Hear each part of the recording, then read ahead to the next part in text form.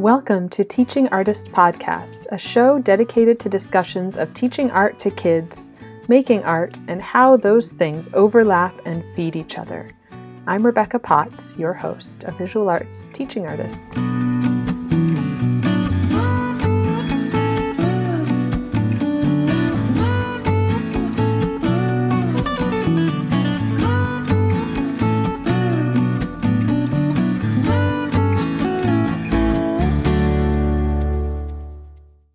Before we get into this week's episode, I just have a really quick note of thanks that I wanted to share. I so appreciate your written reviews. It is incredibly meaningful to hear your feedback and how these conversations inspire, encourage, and entertain you. So if you're enjoying the show and you want to continue to support the show, reviews make such a difference. And they don't cost any money. You can leave a review by just scrolling to the bottom of wherever you're listening to this and hitting the 5 stars or writing what you've enjoyed about the show so far. Another fabulous and free way that you can support the show is to share the episodes you're listening to on Instagram or your favorite social media, Facebook, Twitter, I don't know, whatever you have. Screenshot and share to your stories in Instagram. It makes me so happy to see you folks listening to this in your studios, on your commute, in your classroom, and to hear what your takeaways are. Don't forget to tag Teaching Artist Podcast so I can see it. And if you want to also tag my personal account, you can, and that is Potts Art, Pottsart. I enjoyed hearing how Michael Millam took a leap to pursue adventure in China and has built those dual careers of artist and teacher alongside and intertwined with each other. He talked about finding his own voice in his artwork and helping students to find theirs. We also dug into failing, making mistakes, and developing resilience. We do at one point talk a bit about the differences in the Chinese and American systems, and listening back, I felt like we were maybe generalizing too much. It's definitely something I noticed and will think about going forward, so I wanted to just mention that. Because we did talk about making mistakes and then acknowledging them and learning from them, so I am trying to embody that. It was such a great conversation, and I especially loved hearing about his process combining photography and ceramics. Michael Millam has been an art educator for 13 years, 10 of those in Southern California, teaching photography, 3D design, and ceramics. He currently lives and works in Qingdao, China, teaching in an international school. He is starting his 3rd year teaching ceramics and photography at Pegasus International School.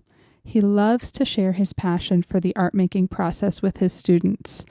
Through his classes, he hopes students gain a lifelong appreciation for the arts and develop their creativity, problem-solving, and critical thinking skills. Michael's artwork reflects his love for pop culture, punk rock, and the gritty textures he finds around him. He is exploring making ceramics that incorporate textures found around his school site, from pothole covers, asphalt, and dirt. He definitely lives the artist-teacher life, both teaching and pursuing an art career. Hi, so I am here with Michael Millam, who is, I was just saying, the farthest away guest that I've talked to yet. So it's great to have you on, and I like to start with just a little bit of background. So kind of hearing your story. How did you become an artist and become a teacher, and did one come first? Kind of talk through what is your background. Yeah, thanks for having me here. I actually, when I was in high school, did not really do art. Was like, I'm going to take it in summer school to get it over with. And I can't wait to graduate. I'm going to get out of high school, never be back here again. And I actually went to college for electrical engineering. And I did that for 1 year. And just as I started that first year, I just kind of realized like, I just really don't want to do this. I'm not into school that much right now. And I ended up switching to a community college. And at the school I was at, you didn't really need an art requirement. And so then once I switched and I realized I was going to go to a California state college, I realized, oh, I need art credit. Photography sounds cool. So I took that and fell in love with it. And I was like, oh my gosh, I just want to like be in this dark room all day, every day. How do I do that? And I kind of went home. I was like, told my parents, I think I want to major in photography. Like, I don't think so. We don't want to pay for you to be going to school, learning how to take pictures. You can just do that on your own. So my mom actually was an elementary school teacher. And when I was in high school, I was kind of that kid that got good grades, but moved around a lot and didn't do a lot and was probably frustrating the teachers because I knew all the answers, but I didn't really do school well. But they would be like, oh, you'd be a good teacher or you're a natural leader. And so I just kind of was like, well, I'll just be an art teacher. And that's kind of where my whole art career / being a teacher started. I just fell in love with photography and that was my thing. And then I taught photography for 6 years, I believe. Around there, 5-6 years. And I was doing art on my own through that time. I was doing a lot of band photography for record labels and just small punk bands and stuff. And then I got unexpectedly switched out of my position as a photography teacher, the school I was at, and moved to another school site within my district. So I was surplus. They just were like, we don't have enough students for keeping 3 art teachers on full time. And it ended up being ceramics. And they called me up and they're like, hey, do you know how to do ceramic? Can you fire gas kilns? And I was like, sure, I could do all that. And I did love taking ceramic in college, but I didn't really click to me as like, oh, that's the art I want to do, or that's like an art thing really. And so I did a little bit in my student teaching and I loved it. And I did kind of miss it and always kind of wanted to get back into it. So I was like, sure, I could do all that stuff. I had an idea how to fire, but it was actually the best switch for me. And I've just been into ceramics as my art and for the past 5-6 years now. So I'm like about year 11, year 12, if I remember correctly, into teaching. But ceramics just all really blurs like, at some point. yeah, right.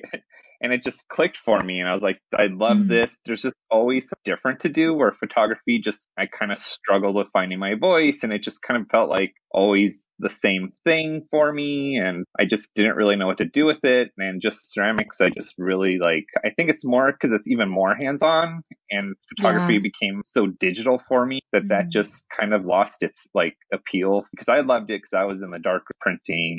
And so this is just full on hands-on, and I can switch between so many different things with ceramics, between exploring glazes and throwing and hand building. I can just do it all. And there's never like a point where you've learned everything in ceramics. And so that's kind of where I'm at. And I've been in some group shows and I've been selling artwork on Etsy all the way up to the point of your introduction, where I am now working and teaching in China. Yeah. And do you want to talk at all about that and how and when you made that shift? Because you taught in California for a while, right? Yeah, my first 11 years was in California and SoCal. And my wife is also, she's a history teacher, but then her last 2-3 years, she switched over to admin and was an assistant principal. Oh, yeah. And she loved that her first 2 years because she had a great mentor and an awesome principal she was working with. And so she was doing something new and she was affecting kids in an all new way. And she loved that. But then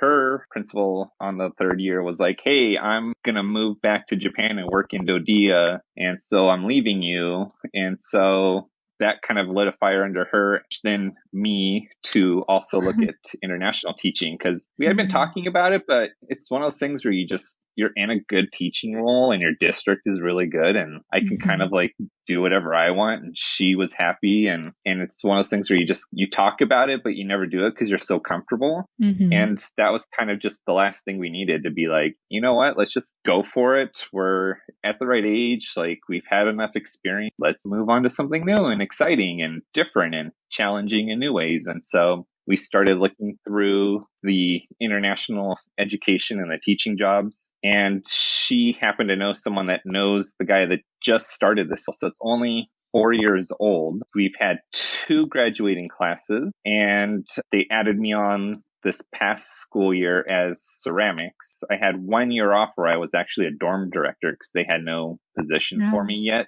but they had the history position. So my wife is like, let's just go for it. I'm like, yeah, I'm to take 1 year off and do something different. Like I've been teaching a long time and this is just a good opportunity for both of us. And then the school was able to hire me on this past school year as the ceramics teacher. And so I'm starting to develop that program for them. Oh, cool. So you kind of have like a new program to put your twist on. That's exciting. It's all mine. School knows nothing about ceramics or sculpture. So they're just putting all their faith in me. And they're like, if I'm like, this is what I need to do. And they're kind of like, what? Are you sure? Do you know about these things? I'm like, yeah, I've been doing it long enough. I know, like, just trust I'm doing. Yeah. So I've got set up with a couple electric kilns and some wheels. And because China's amazing, you get all kinds of things just made for yourself fairly cheaply. Like I was able to find pictures of some tables and I got custom tables made that were like my dream tables for working in a ceramics room. Yeah, so it's been awesome. It's just been weird trying to find supplies. Where do I find them? And I've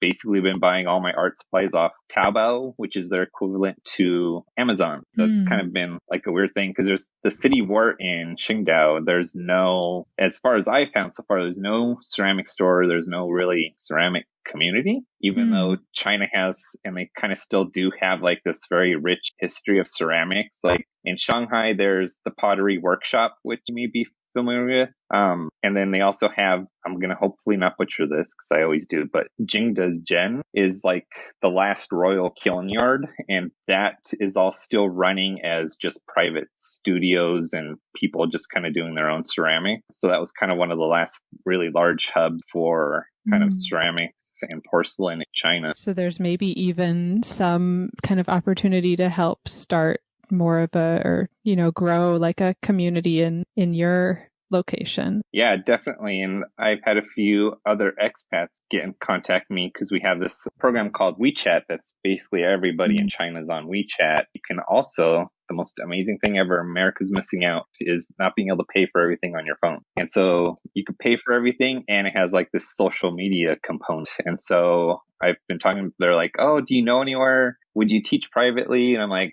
I don't know if my school will let me, but there kind of seems to be an interest in like some kind of community building area there and like building something more than just what's at the school. So that may be something fun and interesting to start looking into. Yeah. And then it would maybe be hard to find, but it might be worth looking into if there's any local or semi-local like Chinese craftspeople that could come in and even like demo something. Yeah, definitely. And we're not too far from Shanghai and Beijing. So I know there are some people there that I'd probably be able to start bringing in. This past, because of we were online when the pandemic started and actually did a Zoom guest artist with one of my friends who's also a teacher in Southern California. I don't know, Ryan Wright, you know him or not? Oh, yes. Yeah. Yes. And I had him on. Talked to him a little. Yeah. Yeah. And you know, he's doing those sneaker shoes. And I was like, of course, my students also are in love with sneaker shoes. So yes, I need to have you on. So I did that. So I'm also thinking about doing more of those, even though, you know, we're actually back in school. We had our last 2 weeks. We were able to come back. Wow. And are you in school with a bunch of precautions or is it fairly back to normal? What does it kind of look like? Fairly back to normal for us. Every province is different and it all depends kind of on what their situation is. For us, pretty safe, and they haven't had very many new cases in a long period of time. So when we went back, there weren't a lot of precautions, and we were the last schools to go back. So they started public schools first, and I think they started with seniors because they have a huge test that basically kind of determines which colleges they're going to be allowed to get into. And it's kind of like this test that they've been working towards their whole lives of like, this is it. This sets you up for what your future could be like, kind of. So they were the first ones to come back because that test's super important. And then they basically just staggered every age level. Every 2 weeks, they would allow a new age, like a new grade level to come back. By the time they got to, which we are a private training was what they call us. We were the last of the schools to reopen. The government came and like inspected the school and with our Chinese staff, a whole training session, epidemic prevention kind of drills and tests and things. They did that. Yeah. And then any students that were coming back that were outside our province had to get a COVID test before they were allowed to come back too, once they came into our province. Yeah. And so far should be starting mid-August, kind of back to normal. We're supposed to kind of, keep desk apart kinds of things in mass still. But other than that, it's kind of life in China is kind of back to normal. You get temperature checks everywhere you go. And as soon as there's a spike in cases, they kind of shut things down. And if you've been in that area, places won't let you in for at least 14 days. It's like we went to Beijing and we got back right on the day we got back or the next day, there was a spike in cases in Beijing. And so now it's like, oh, if you've been there, you're not going to let you stay at a hotel or you're not allowed in a public space. So they're on it and they track everything. And so we feel super safe being here, which is funny because it started out as not safe and then they got a handle on it and they locked everything down and people listened and they checked everyone and it was a big deal. Now it's they're still tracking and everything and they can track you through that WeChat app. So yeah. And so you get a health code. As long as your health code shows green, then you're okay. If it turns yellow, then it means you've been in contact with someone that's had it. And then if it's red. Wow. I'm feeling some jealousy over here.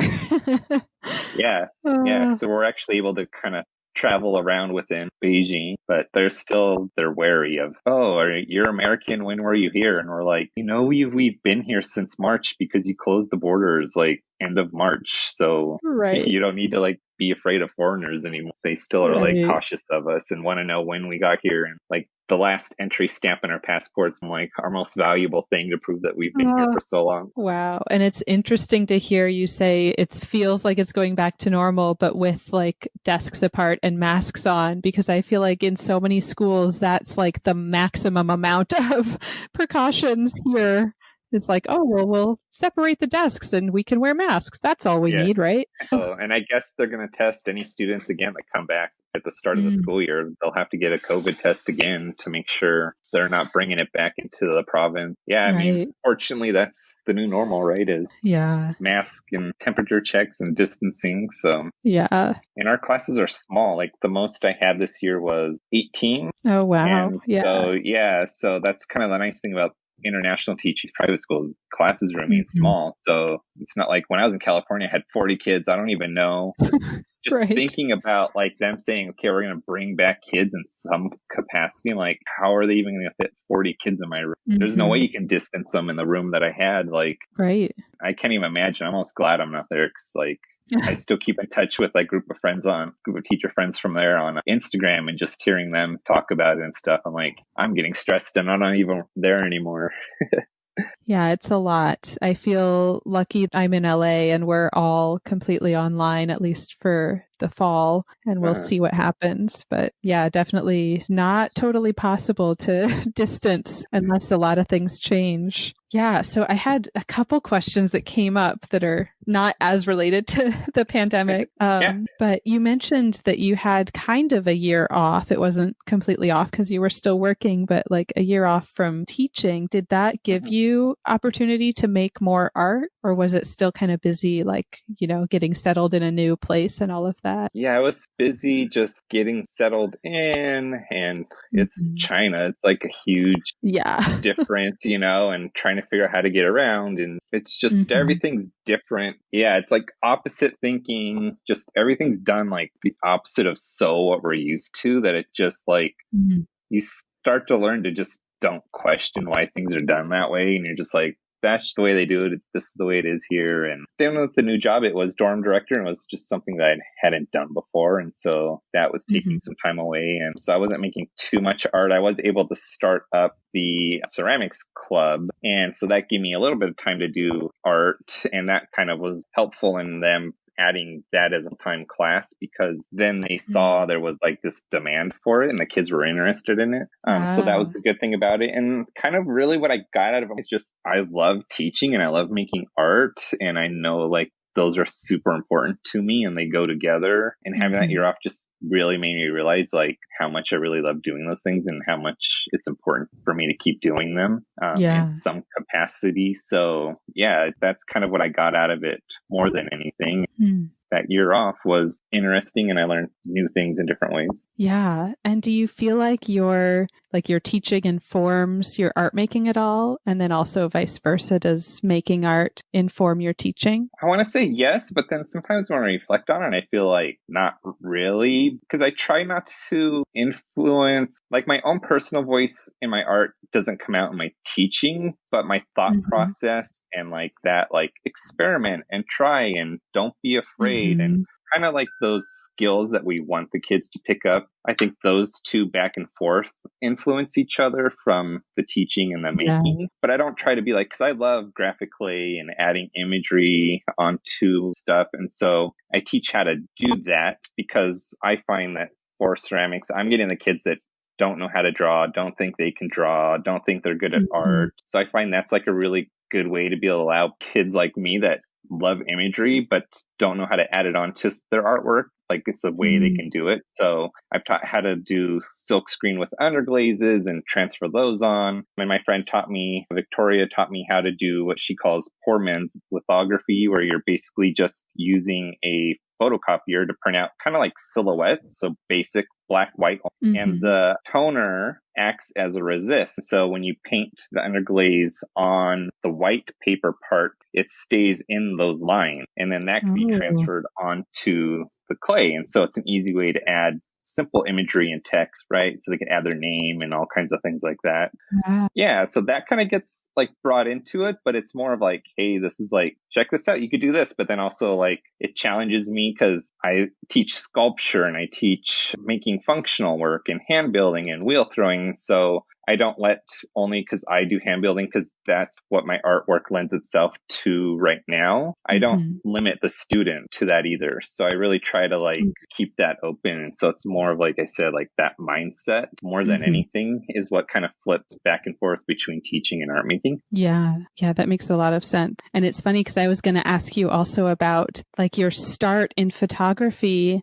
I see maybe coming through a bit in the ceramics, and I don't know if any of the images are your own photos that you're adding on there. But I was going to ask how you do that, and you talked a little bit about those processes. Yes, those are all made with silk screen. So I found a place that makes some because I'm like, I don't really have the setup for it when I was doing them in my current room. And I was like, you know what, there's people that know how to do that better. And I'm supporting small businesses. So I just get my screens made for me. Nice. Those were like punk rock flyers from the 70s and 80s because that was like a huge influence in my life and still is. That's the music I love and listen to the most still. And so I was just trying to like get images on the clay. Like I really do miss I missed photo, but I missed like the imagery and having images on artwork. And I was just like, how do you do that with clay? And I know there's decals and I know people use like the laser toner decals, but that's just not the look I want. And I came across another artist who actually was silk screening them and transferring them on. And I was like, that just blew my mind and like totally changed what I was doing into developing that body of work. And then also Tim Kowalczyk, who makes hardboard looking mugs and art. And he was doing like a tear away. So you tear away and see that layer of corrugation underneath it. And that's kind of how I got my brick walls.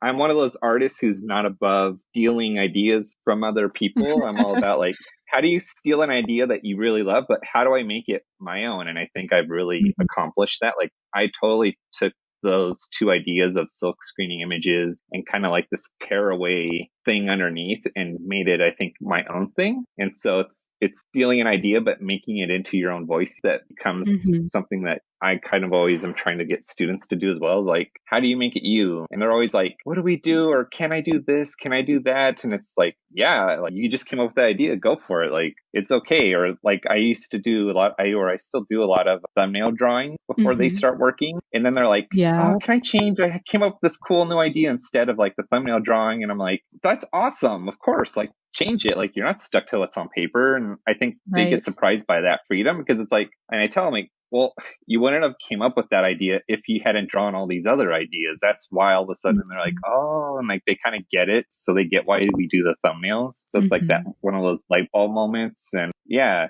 And for me, I'm totally more into the art making process than the final results, even in my own artwork. I love the decorating. I love the building part. But then when it comes out of the kiln and it looks cool, I'm like, cool, but it's done and I want to move on to like more like the making part. Yeah. And that's kind of where my teaching also like gets informed by that too. It's to me all about just the making process, because that's where you're thinking and you're using skills and critical thinking. And that's kind of like what I did. Like I used critical thinking and problem solving to learn how to get those cups to look like a brick wall that's been covered in maybe plaster or something, and then part of it's falling off and all these old flyers are on it, or monsters from old monster movies. And yeah, so that was kind of where that body of work came from. Yeah. I love that process. Amazing. Yeah, it's really fun and it's so simple. Yeah. And the idea of like steel. Yeah. And there's a book called Steal Like an Artist. Steal Like an Artist. Yeah, and that's totally like, I love that book and it's totally stuck with me. I feel like that book's an updated version of, I don't know if you've read the Art and Fear. Yes, I have that one. Yeah, and it's kind of similar, but I feel like the person that wrote Steal Like an Artist, that's almost like a more updated version of kind of, and a more simple version of kind of what that book is about. Yeah. So, and it's, I just kind of take that. It's 2020. Artwork's been done since we learned how to draw in caves, right? And nothing is really new, but it's how do you take what's been used and find your own voice and make your own artwork that's uniquely to your viewpoint is what's new and different. It's, like we're all drawing with charcoal or we're all painting with oils, and there's not a whole lot of new technique, but it's what you do with it and how you use them is what makes it uniquely yours and makes it your voice, Yeah, absolutely. I love that.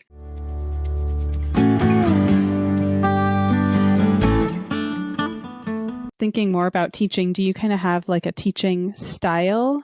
And what would you say it is? Is it more discipline based? I mean, I guess now you're solely ceramics, but within that, is it like very structured or is it more leaning towards choice? I would say it leans more towards choice, reflecting it's maybe a little bit too much choice based sometimes where they kind of get lost in that, like that freedom. They're so not used to like being able to choose what to do with kind of like, okay, if we're making a mug, but then there's lots of mug styles, right? And I try not to tell them how to make it one way or the other. So that I think needs to be dialed in a bit and given a little bit more structure. I've moved away from like, okay, everyone like pinch pots first, coil vessel second, something slab box third. And I've kind of started making lessons that, okay, this is your first lesson. Guess what? Like you've just learned how to do all 3 hand building skills in this one lesson. And you've now learned everything you need to know for the whole year. Like literally there's only coil building, pinching, and slabs. And we're just going to keep developing those skills. And so in terms of that, it's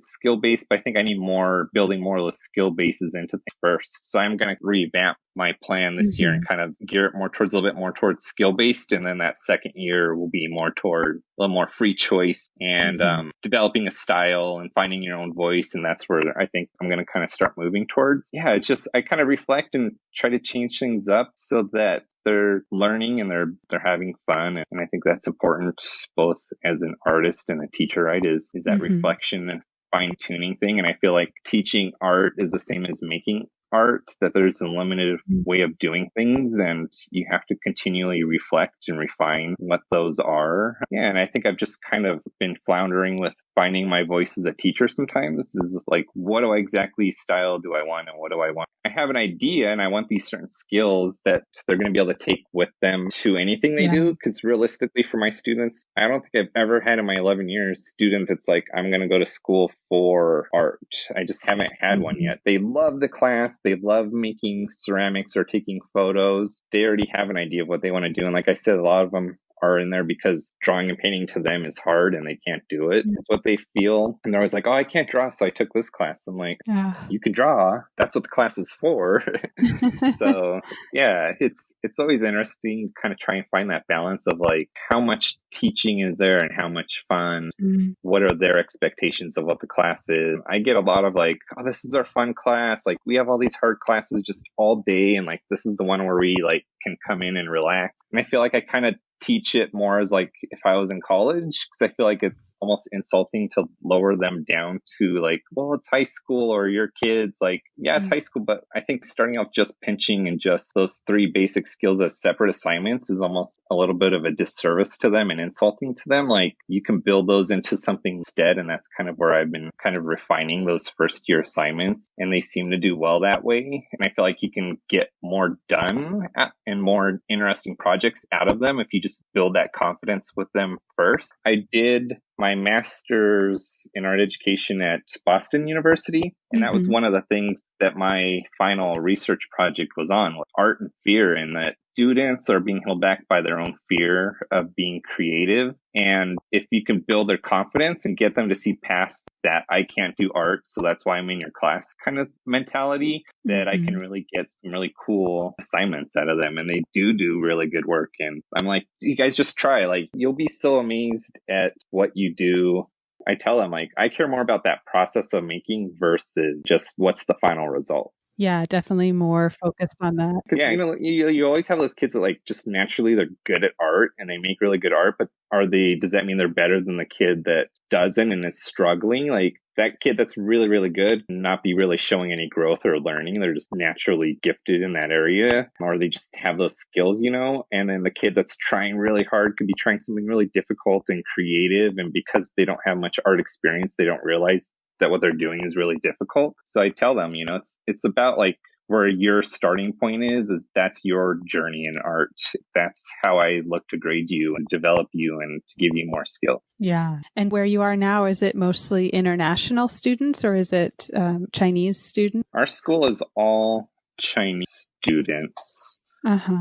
We call ourselves an international school. And we actually just joke because with this year, all of our American staff that didn't get back into China in time, we had to hire within China. And we have like a British teacher, an Irish teacher. And we're like, we're finally international, but we're international because we have international teachers instead. So, right. Yeah. So it's all Chinese. It's basically the school set for Chinese kids want to basically go to like America, England, Canada, Australia once they graduate for college. Right. And so these kids are set up so that for our school, they're pretty much getting a California credential. We have a high school diploma because we have a sister school that we work with. So we're teaching all California curriculum. And so that makes it easy for colleges to understand what classes they took and how they transfer over. And so that's kind of like the draw of our school is, hey, you come here, like the colleges know what you did and know it's legitimate and it's the same California curriculum and standards. And so they get that high school diploma, and then it's for schools to accept them because they're not trying to figure out like, where does this weird history class fit into like what the college is trying to look for. So the transcripts transfer over like super easy. It made me think that the little bit that I know of anything about the sort of Chinese education system is that it would be much more structured. So I could definitely see where offering a lot of choice can be challenging for those students that aren't used to that. Yeah. And, it's challenging even for the American students that I have, but if you've never had that, Yeah, because they're used to like, okay, we just sit in class and we listen to the teacher. They just tell us what to do and we do it.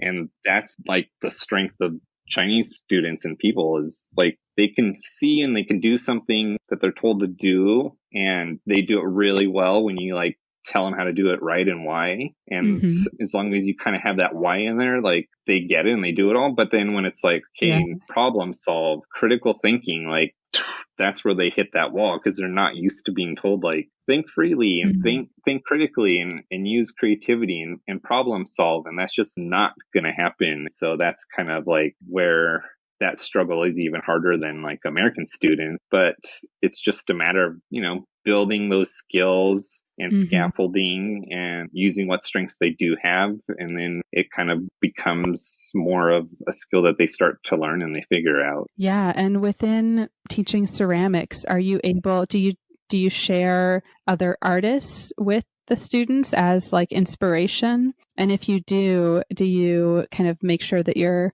including artists of color and sort of a variety of artists in there, contemporary artists? Would you have any artists that you'd want to kind of shout out that you've shared? That's kind of an area where I've lacked a lot of, and I definitely need to add more of, and especially of color. So that's kind of like where my mindset's kind of going now, is how do I incorporate more artists to it? So like, let's just get in there and start making art, but it's important because, I mean, with my own artwork, if I hadn't looked at all kinds of different artists and on Instagram scrolling through all the time, I wouldn't know how to do some things, or I get inspired so much by it. So it's definitely like an area that I need to grow on. And that's what I'm working on kind of now with lesson planning, is how do I pair up an artist, in particular artist of color and underrepresented artists who what we're doing. So that's definitely an area that I'm to strengthen in my curriculum. Yeah. Yeah. And then the other thing I keep hearing that's really important with that is to, that's like the very beginning, that you're, making sure you're including those artists. But then, like, I'm sure your wife does a lot of including like the context and who are these people, and, what was happening when they were making their work. And, can I find like a video of them sharing with you their story? Yeah, I think videos and all that stuff is like real important to add in with that. And it's kind of like, how do I balance those two things? Because I want to maximize that working time, I think, as our teachers, we all do, but it's kind of like, how much information do they need, and how can I also get away with not including things? But it's definitely, I think it's really important. I think that's a little bit of a missing component in my teaching that I'm going to try and include more of. Yeah, it's been, I've been having those kind of discussions lately with other art teachers, and it's been really helpful just thinking through all the different aspects of like, what does it mean to really like try to become an anti-racist art teacher? What does that mean? And I think it's just a matter of just jumping in and diving in, and you're not always going to be perfect, but it's important to just do it. And maybe try is not the word, but do it. Like, that's the only thing we can do, is just, it's not going to be perfect and we're going to make mistakes. I'm all for like students and people like saying, hey, like maybe you word it this way, or you didn't quite say it correctly. And that's great. Like, I'm going to learn and grow from it. Important. And if we don't just do it, then I think we can get into too much in our heads of like, I don't want to say the wrong thing, and I want to try, but I'm not sure. Like, I think it's one of those things where you just got to jump in and figure it out as you go, and use resources that are available to you to help you to do it correctly, and to make sure it's done in a thoughtful way. Yeah. And then, like you said, not be afraid to kind of fail and figure things out. And even letting students see that journey a little bit can be maybe helpful for them too. Yeah, right. Because we're always telling them it's okay to fail, but if we don't do it ourselves, I think, sometimes as teachers, we can say a lot of things that we want our students to do, but we're afraid to have our students see us also stumble and fall. And I know that's one of the things I got feedback from when I was still teaching California, was they loved that I was making my art and failing and throwing things away, and that I just was stumbling and making mistakes as I was going along. And I owned up to it. They actually enjoy that. They're like, there's so many teachers that we have, and they just always think like they're right and they're perfect, and you're not that. And we appreciate it. And that's kind of what they also liked about the classroom environment too. Yeah. Being able to see that is really empowering. Like I feel like it gives students that model of, oh, this teacher's, like made it this far, and they're still showing us that they're not perfect. Yeah. And I have demos that just the clay flops or starts cracking, and I'll make a joke of it and fix it and move on, and it's not always going to be that perfect thing. And that's part of the process. And I think it's important for us to show that to our students. So, and then it kind of humanizes you, I think, a little bit, right? And we're not all perfect. So the students need to see that it's okay to mess up, but what do you do with that failure? That's the important part. Right. Yeah. What do you do with it? If it's, that you're piece of clay just broke. How do you fix it? What are some like technical things you can do? Or do you go cry in a corner, or do you just kind of start over and like you're okay with it? And when it's something more like, oops, I said the wrong thing. Like, do you continue saying that wrong thing? Or do you like acknowledge it and apologize if needed and, try to like do better next time? Yeah. And I think we do that with our students, right? Our students blurt things out and say wrong things.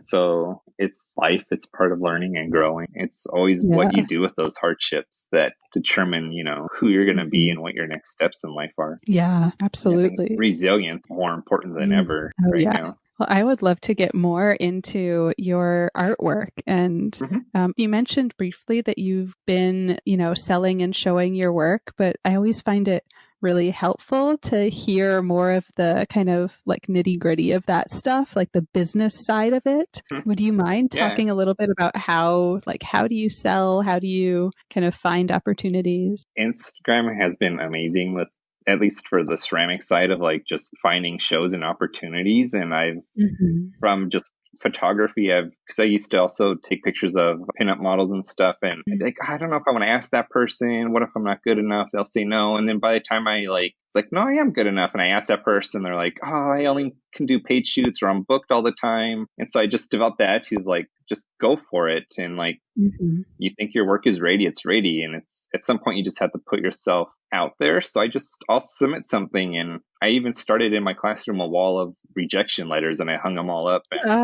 And it's like, you're going to get rejected and you're going to get into things. And that's just, it's the way the art world is. And whoever's maybe the judge or the gallery owner, like they have an idea of what should be in there and what fits with everything else they're accepting. And the worst case scenario is you get a no. And the best case scenario is you're going to get a yes. And if you get a no, there's more opportunities out there. But if I just don't submit my artwork, then that is definitely a no, right? So if I at least try, maybe it's a yes and maybe it's a no. But if you don't, that's 100% a no. And that's an opportunity. And then, so that kind of helped build the confidence of like, wow, not only did I get in, but the thing also sold. And so then I can start selling on my own. I did go the Etsy route because that's just kind of the easiest thing. And I would basically just announce a shop update once a month. So I'd make a bunch of mugs and cups and different things and kind of build up that anticipation. I didn't use Etsy as like, I'll always have things listed and people will find me, because it's just way oversaturated now and it's hard to find things. And they've stretched their definitions of what is handmade. And so if you put like handmade ceramic mug, you're going to get a bunch of pre-bought mugs that someone just threw a decal on. And so Etsy for me is just an easy platform because it includes all the shipping tracking. I can print labels straight through it for shipping. And I don't have to really worry about anything in terms of having the website up and running or any of that. It's all there. I can set it up. I can set a time for it to release everything out. I can allow people that are on a mailing list to have first dibs and give coupons and things. And so you could do so much with it. It's just easy, and every platform is going to have fees, and that's just part of it, whether it's a website platform or a gallery. Yeah. And then that's kind of the journey of like selling for me. I'm not super into business or marketing. I did start to do some Instagram ads and just spend maybe $20 a month just to kind of try to help grow that audience. And that's important, is to find your audience. And there's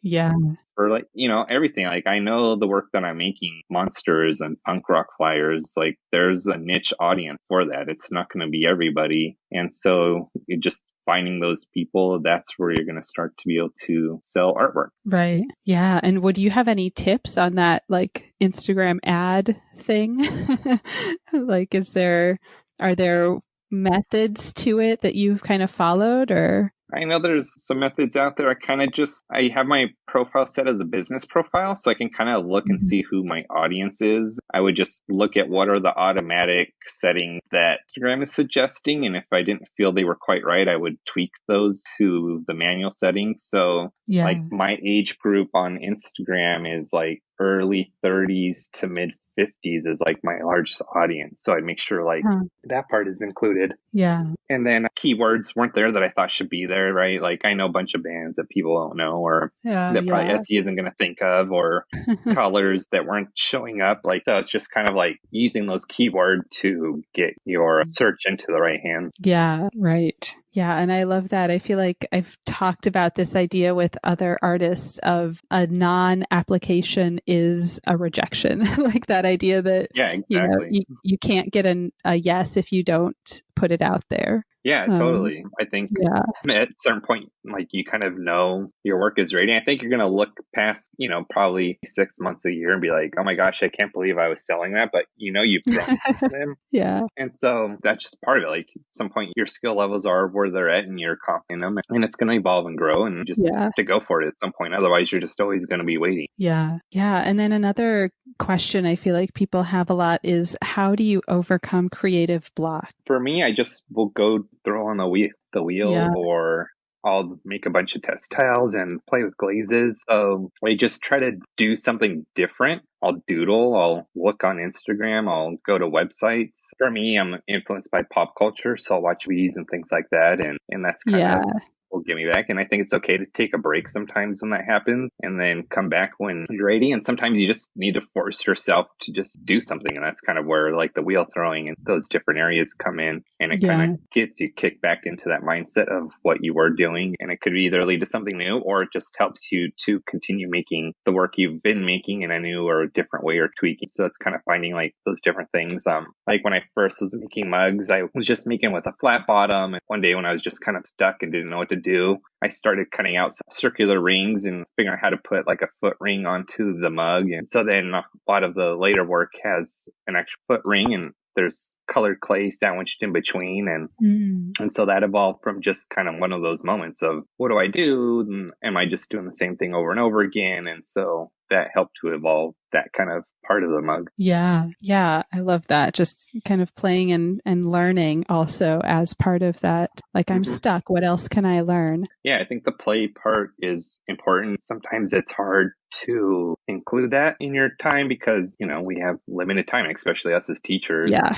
We are working all day. And so it's like, sometimes I think you put that pressure on yourself, but you need to just step back, play and have fun and remember why you got into both art and teaching in the first place. Right. Yeah. And I feel like that actually kind of leads me into the next question is about time, just how do you fit it all in? I feel like this having almost like dual careers, like you're trying to be a professional artist, you're trying to be a professional teacher and like do it well. And then all of the other things in life, having a family and just taking care of yourself and all of that. Time-wise, I do try to work during class time. They've gotten pretty much into a project. I think that's important is I'll sit at a table and just talk to them and work with my stuff and watch them. Nice. And if I can work in between periods, I just try to fit it in anywhere I can. I'll get to work early. I'll stay at work late. My studio is basically my classroom because I don't have my own studio or anything. And so that's kind of how I have to manage my time is fitting it in when I'm there. I'm not opposed to going in on a Saturday morning for a few hours if I want to. My wife is amazing and she's understanding and knows if I want to work, like I have that time and I can just let her know. So it's just kind of trying to fit it in when it makes sense for you. We don't have kids, so that's kind of one that's a little bit easier for me is I don't have to also try and fit that part into my life. And then I'll try to lesson plan from home or do that part there or grade from home so that way I can do my art while I'm at my school site. Yeah, just kind of squeezing it in whenever possible. And I love that also working like alongside your students. I feel like that can be really inspiring for them too. Yeah, and I think it's important for them to see that you are making art and they'll see again, like goes back to like, they'll see those struggles, they'll see your successes. And so that's important. And they can reach a point where they don't need you, especially about halfway through the school year. Like once I introduce an assignment and get it going the first couple of weeks, like they've developed those skills and I can just work with them and alongside them and watch and talk. And I think that's really important in building relationships with them and building that trust with them. And I think for art teachers, like shouldn't be afraid to be also working in a room sometimes. children. I think maybe we feel like guilty that we're doing that, but I don't think you should. And I haven't encountered any problems with it. I mean, it's not like I'm just ignoring the students and, oh, you guys, Right. go over there and do something. Like, they're getting taught, they're learning, and I can fit it in when I can. Yeah. And would you have any, I feel like you've already shared several, but one of my questions is, do you have any tips for artists who are kind of just getting into teaching? I think just keep trying to find time to make your own artwork, because that is important. And for a lot of us, art was first, teaching was second. I kind of found both at the same time. But I think it's important to not lose that part of you. And I always encourage it in my coworkers too, when they're doing their own art. Like, I get excited for them and I think it's great. But those first 5 years, you're trying to figure out teaching and survive, and art may not happen so much. So be understanding of that, and don't be afraid that you're not ever going to get back to it, because you start to find your rhythm in teaching and you're able to kind of start figuring that schedule out, and it'll come. And it's possible to do both. I think there's a lot of artist teachers out there that are proving. Yeah, absolutely. Yeah. And I'm looking for more of them. It's been really fun to connect with people who are kind of juggling these two careers. Yeah, it's kind of an interesting situation we have as art teachers, that we kind of have these dual careers, but they're kind of intertwined into each other. Yeah. Especially at the high school level. I think college level, it's kind of almost expected, but at the high school level, it's not as expected, but there's a lot of us out there doing. Yeah. Yeah. And then at the elementary level, I haven't really been able to like make my own work alongside kids, but I definitely talk about the process. And I feel like seeing their creativity does inspire me. And I think even just having your artwork sitting out is good too, because I'll just leave all my stuff on the table. And if they come up to ask a question where I'm at, like, they'll start to pick things up and look at them. And so I think just even having it out, even if you're not working on it, is just as good too.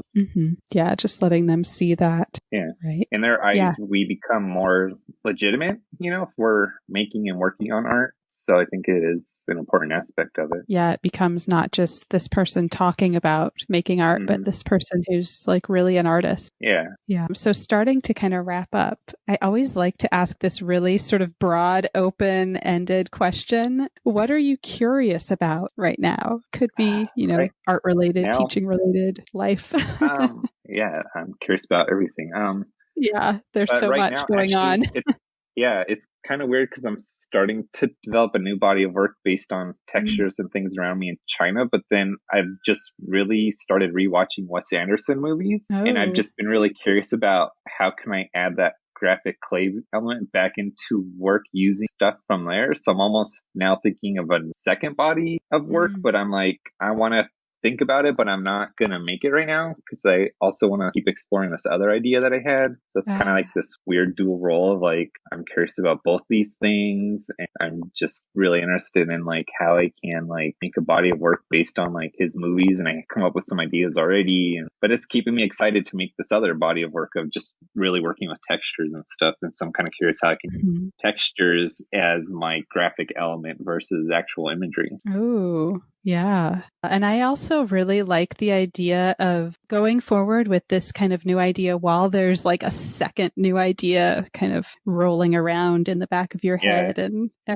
building steam. And I think it can be one of those things like we mentioned about when you run into a roadblock or you don't know what to do. Like there's kind of now this second idea kicking around that maybe I can start to mess around with to help kind of get out of that creative funk that you get in sometimes. So it'll be interesting to kind of see what happens and if that comes out sooner than anticipated. Yeah, it's interesting too. Like I feel like the older I get and maybe also the busier I get, the less I ever have creative block, because there are always like multiple ideas in my head that I haven't yet been able to do. Right. So, yeah. I think like, that's kind of the point I'm getting to. Yeah. Just, pull one of those out, like drop the fishing hook into that brain and see what comes, see what bites. Yeah, right. I think that's a good way to develop as an artist. If it works for you, is you can kind of kick around multiple ideas and come at them as you have the time. And I think I have some interesting ideas of how I can do it unique from what I've seen other people do. So yeah, we'll see. We'll see what happens. Yeah, I'm excited to see what's coming. Another just fun kind of get to know you question. What's your favorite food? ramen. I love ramen. I can eat it every single day. And we've been lucky to be able to travel there quite a bit since we're so close to there now. And my wife's friend, she's still working in Japan. So we get to stay with her. And I'm like, I could just go every day when we're there and just eat ramen, even though you really shouldn't because it's so much salt in it. But I love it. I'm missing it right now. All of the food in Japan. Oh my goodness. I know. It's so good. You can't go wrong. Yeah. So then is there anybody that you would want to thank or give a shout out to? Definitely my wife, because she's awesome and my biggest supporter. My secret person that's like my secret mentor, but he doesn't know, but I use him as a mentor. He probably does. Is Tim Kowalczyk, because I always go to him when I have questions or need help. So he's an awesome artist. Definitely check him out. He's the cardboard guy. Yeah. And he makes amazing, but he does just all these amazing Trompe-l'oeil sculptures too. So it's more than just that, even though that's kind of what he's become known for. And then Ryan Reich and Kevin Kowalski are both high school teachers that we've kind of formed a good working relationship with each other and able to talk and help each other out. And we send each other those invites of shows and things. So they're kind of my art teacher support group. Nice. That's awesome. And I can link to them if you'd like. Yeah, because they all make great work. Nice. Oh, and lastly, my coworker from California, she's on Instagram as well, Melinda Mullen. She totally inspires me. She's on Instagram. I'll have to look it up. Art of Teaching, I think is what it is, but she's amazing. I think those are all kind of the people that really inspire me, both artwork wise, teaching. Yeah, awesome. And then thinking of links online, where can listeners connect with you online? My website is michaelnightmare.com. My artist or my teaching website is theartistteacher.com. And then they can find me on Instagram at Mike Nightmare. Awesome. Thank you. And I'll link to all of that as well. Great. Well, thank you so much, Michael. It was really interesting to hear your story and just the different processes that you're doing and kind of how you've shifted, moved around, what things are like there. Thank you for sharing. Thank you so much for having me on. It's been fun talking with you, and I enjoy and honor to be on your show. It's a great show. It's very helpful and inspiring, as I said earlier. Thank you so much. I especially liked Michael's idea of the wall of rejection letters displayed in the classroom. What a way to show students that journey and start a conversation about overcoming fear. Go apply to something. Right now, head off, do it.